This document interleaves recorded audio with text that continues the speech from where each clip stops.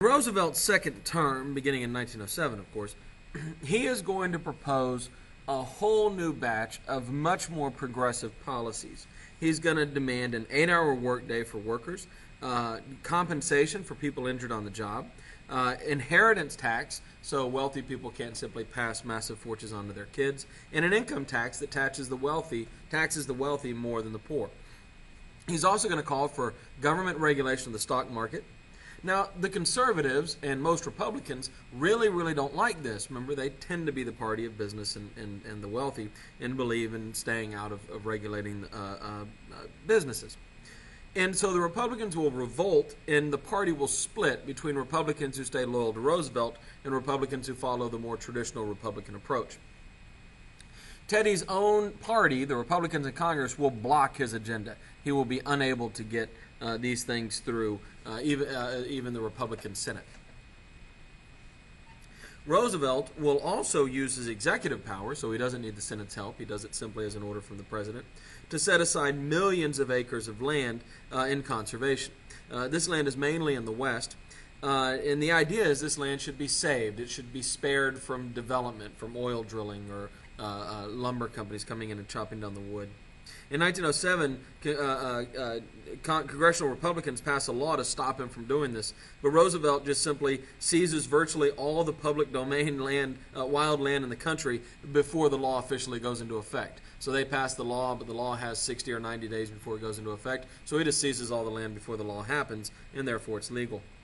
Roosevelt becomes a great champion of the conservation movement, and in fact, this is really the birth of modern conservation. He appoints Gifford Pinchot to be the chief forester for the United States, and these two will become a powerful team to protect much of the natural beauty of America, particularly in the West where it hadn't yet been spoiled. Conservatives actually support Teddy Roosevelt's National Reclamation Act, which builds dams using federal money to irrigate the West, and later those dams will provide electricity to the West as well. But nobody knew that at the time.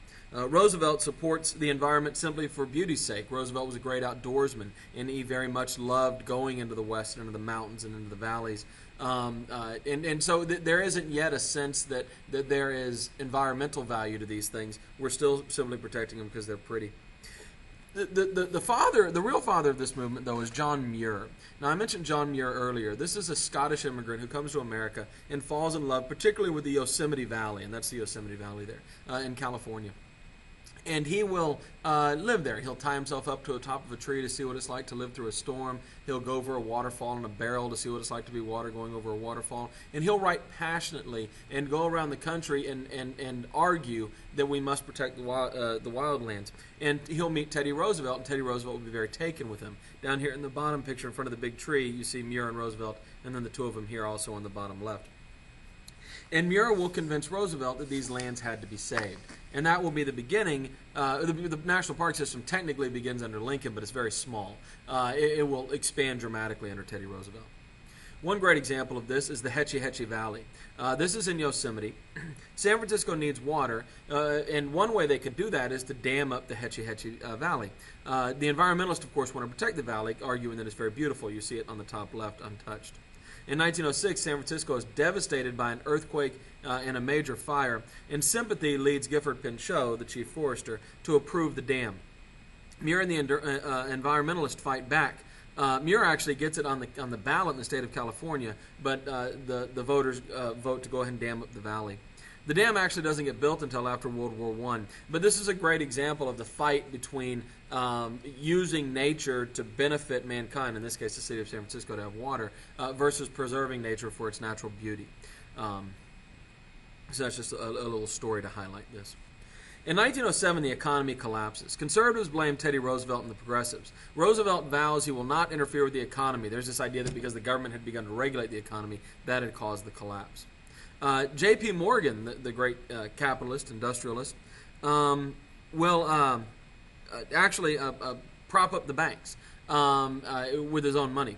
Roosevelt agrees to allow Morgan to buy up smaller companies to keep them from going out of business to prevent the collapse. Now, this normally would be illegal because of rules against monopolies, but in this financial crisis, we turn to Morgan and we allow him to violate the rules on monopolies. Roosevelt had pledged when he won what turned out to be the only election he won, the 1904 election for president, that he would not run for a third term. Of course, by now, conservative Republicans don't want him. He's turned out to be quite liberal. And in fact, he probably could have gotten more votes running as a Democrat in 1908. But he retires, living up to his promise not to run for a third term in 1908. Now, Roosevelt will handpick William Howard Taft. Taft had administered the Philippines after the Spanish-American War and had been a long-time Republican Party regular. Roosevelt believed that Taft was a progressive, very much like Teddy.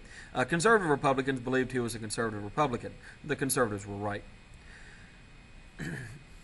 He beat William Jennings Bryan, who will lose his third attempt to become president in 1908, his third and final attempt. And Taft's term will destroy the Republican Party in the short term anyway. Taft calls Congress into session to lower the tariff. The conservatives say he's violating the separation of powers. The Constitution gives the president the right to call Congress into session and dismiss Congress, but it's rarely ever done. So when Taft calls him in, that becomes that upsets a lot of people. What Congress produces is the weak Payne-Aldrich tariff, which barely lowers the rate at all. It's really ineffectual. Taft upsets progressives by replacing the conservationist Secretary of the Interior with a corporate lawyer named Richard Ballinger, who tries to give 1 million acres of the land that Teddy Roosevelt had set aside to private developers so they could turn a profit on it. Investigation into this finds corruption. It turns out that Ballinger, the corporate lawyer, had been bribed in order to give this land to these private corporations. Taft ignores the findings and refuses to do anything about it, to fire Ballinger, for example. Gifford Pinchot asked Congress to investigate into it, and so Taft fires Pinchot when he demands action over this corrupt deal. Conservatives investigate and claim there was no wrongdoing, but of course they didn't like preserving the land anyway.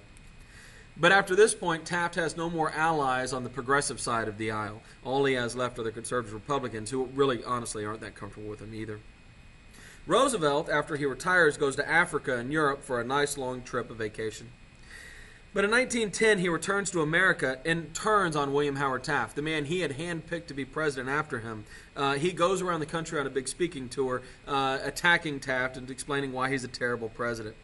Roosevelt, in typical Roosevelt fashion, decides that there's only one man who can save America, Teddy Roosevelt. And he comes up with a plan he calls the New Nationalism. He says the government now must be viewed as a steward of the citizens, as the protector of the regular people. He demands a graduated income tax, an inheritance tax, workers' compensation for injuries, regulation of labor, lower tariffs, and strong regulations of corporations. This is very liberal. He is extremely progressive at this point.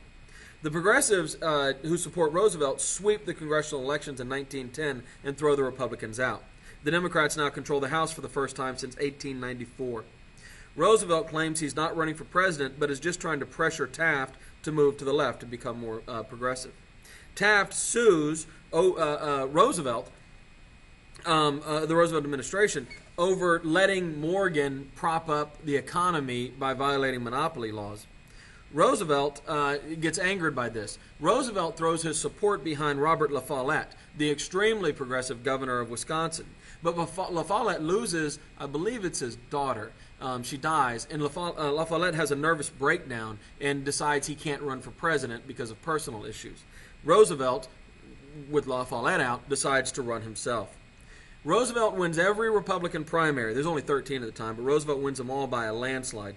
The party leaders, though, the actual people who run the Republican Party, don't want Roosevelt. He's basically a Democrat. They want Taft. Roosevelt goes to the convention, and he's easily winning the convention. But the leaders at the convention, begin to change the rules to ensure that Taft will get the nomination. Taft does get the nomination. Roosevelt walks out of the convention and says he's going to run as a third-party candidate. He says, when he's asked if he can be president, that he's as fit as a bull moose. And so we call it the Bull Moose Party. But technically its name was the Progressives.